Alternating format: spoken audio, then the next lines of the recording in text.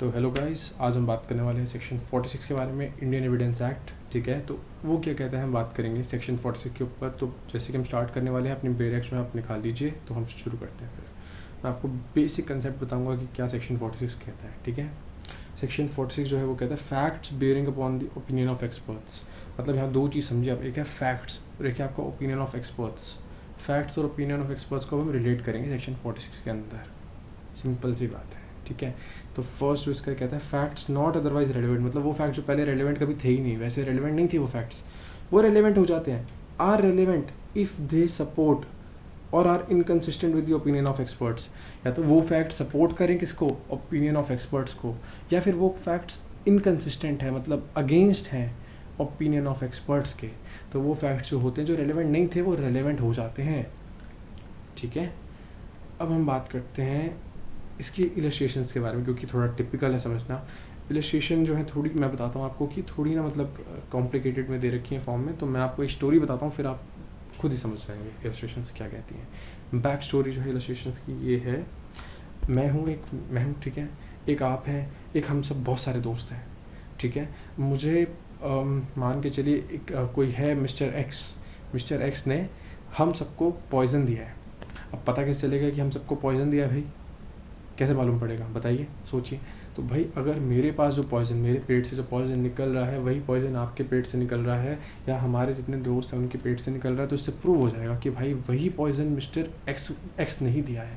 या अगर आप सपोज़ कीजिए कि मेरे पेट से एक पॉइज़न निकल रहा है, कोई अलग सा पॉइज़न निकल रहा है, आपके पेट से कुछ और पॉइज़न निकल रहा है, किसी और के उससे कोई और पॉइज़न निकल रहा है, तो अब इससे क्या मालूम पड़ेगा कि भाई नहीं, ये सबका अलग अलग पॉइज़न है, सबका अलग अलग टाइम पे पॉइज़न हो रहा है, मतलब कोई कनेक्शन ही नहीं केसेस के बीच में।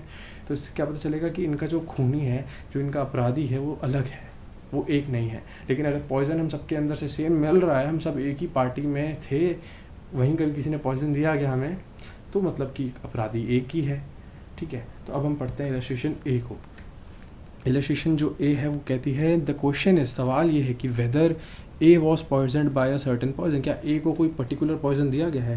The fact that other persons, मतलब आप लोग जितने मेरे दोस्त हो, who were poisoned by that person mister X exhibit certain symptoms which experts affirm और डिनाई। मतलब अब मान के चलिए अगर एक्सपर्ट्स की ओपिनियन जो है, एक्सपर्ट्स की ओपिनियन क्या होगी, एक्सपर्ट्स बोलते हैं कि हाँ जी बिल्कुल जो पॉइज़न ऋषभ के उससे मिला है वही पॉइज़न आपके उससे मिला है और वही सबके उससे मिला है। एक्सपर्ट्स ने बोला कि हाँ पॉइज़न सेम है, एक्सपर्ट्स की ओपिनियन मेडिकल रिपोर्ट में आपके पास आ जाती है। अब ये बात क्लियर हो गई कि सबका जो पॉइज़न है सेम है। तो अब ये फैक्ट से क्या बात समझ में आएगी, जो एक्सपर्ट्स की ओपिनियन है, इससे क्या बात समझ में आएगी हमको कि ये जो फैक्ट है कि इन सब का जो पॉइज़न जो मिला है वो एक ही पॉइज़न मिला है, ये रेलेवेंट हो जाती है। क्यों? ताकि इससे मालूम पड़ पाए कि इनका दोषी एक ही है। ठीक है, तो कैसे वो फैक्ट, मतलब वैसे रेलेवेंट नहीं था कि आपके पेट में क्या है, हमारे पेट में क्या है, सबके पेट में क्या है, कोई मतलब नहीं हमको, लेकिन वो रेलेवेंट, देखो जो चीज़ पहले रेलेवेंट नहीं थी, मतलब हमें क्या मतलब दुनिया के मन में क्या चल रहा है, लेकिन वो रेलेवेंट हो जाती है। कैसे रेलेवेंट हो जाती है? Under section 46। ठीक है, ये था इलस्ट्रेशन ए। दूसरा इलस्ट्रेशन जो है वो मैं बताता हूँ आपको क्यों क्या कहता है। इलस्ट्रेशन बी जो है, इलस्ट्रेशन बी के बारे में फिर एक बैक स्टोरी है जो मैं बताऊँगा आपको। अब मान के चलिए मैं हूँ और मेरा एक पर्टिकुलर, जैसे होता है ना, मतलब शिप्स जहाँ खड़े होते हैं, हार्बर कहते हैं उसको, एक हार्बर, एक पोर्ट है, वहाँ मेरे कुछ शिप्स खड़े हैं। मेरे दोस्त का बगल में ही एक साइड में ही एक और हार्बर है, एक पोर्ट है, वहाँ कुछ शिप्स खड़े हैं। उस एक और दोस्त का मेरे एक और मतलब हार्बर है, पोर्ट है, हम सबके पोर्ट एक साथ लगे हुए हैं। मेरा जो हार्बर है ना, मेरा जो पोर्ट है, उसके आगे मैंने एक वॉल बना रखी है, सी वॉल, ताकि जब बाहर से फ्लड आए ना एकदम से, तो वो वॉल से टकरा के लहरें वापस चली जाएँ। ठीक है, तो मैंने जो बना रखा था, एक सी वॉल बना रखी है मैंने। ठीक है, इतना समझिए। और जो बी और सी हैं, मेरे दोस्त लोग जो हैं, उनकी कोई सी वॉल है नहीं, मतलब जैसे ही कोई फ्लड वगैरह आता है, उनके जितना पोर्ट पे तहस नहस कर जाता है सारा। ठीक है, इतना क्लियर कर लीजिए। अब हम पढ़ते हैं इलस्ट्रेशन बी को। क्या कहती है इलस्ट्रेशन बी?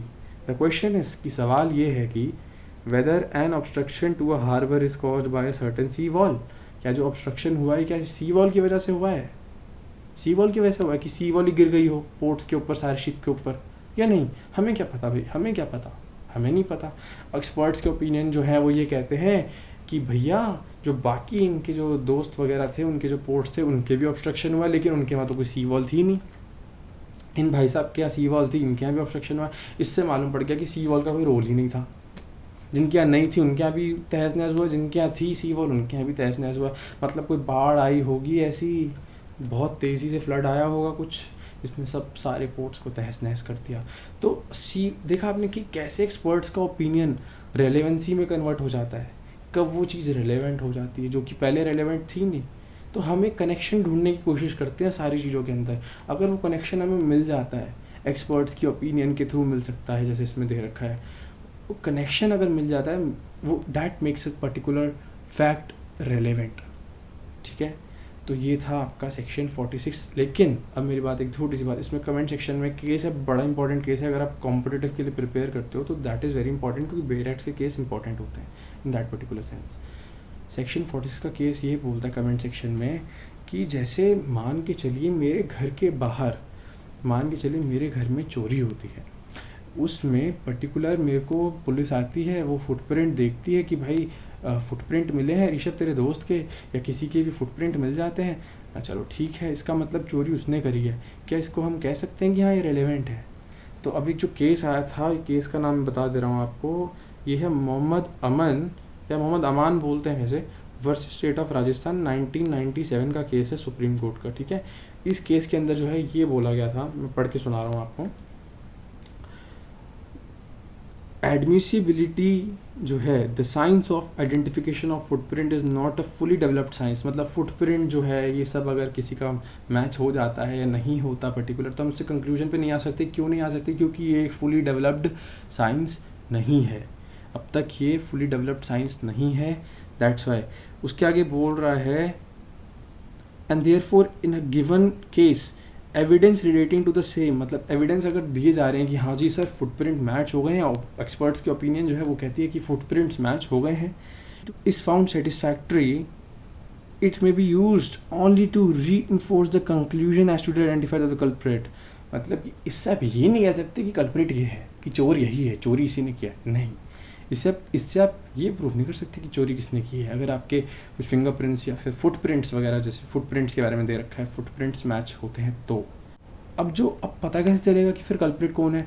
तो बाकी जो एविडेंस मिलते हैं, सपोज़ कीजिए उसका जो वॉलेट है, बटुआ जो है उसका मेरे घर पे रह गया, और कुछ फुटप्रिंट्स के अलावा और भी कुछ चीज़ें हैं, उसकी जो उसका फ़ोन मेरे घर पे रह गया मान के चलिए, वो सब उसके एविडेंस जो है कलेक्ट हुए, उसके साथ ये चीज़ आप लगा सकते हो कि हाँ, क्योंकि भाई देख तेरे चीज़ें भी यहाँ रह गई, और तेरे अपना सब छोड़ के तो क्योंकि भूल गया सब कुछ, और तेरे फुटप्रिंट भी मैच हो गए, तो ये चीज़ रेलेवेंट हो जाएगी। एक्सपर्ट्स की ओपिनियन कैसे रेलेवेंट होती है? Connection has to be there has to be certain nexus का मतलब होता है कनेक्शन।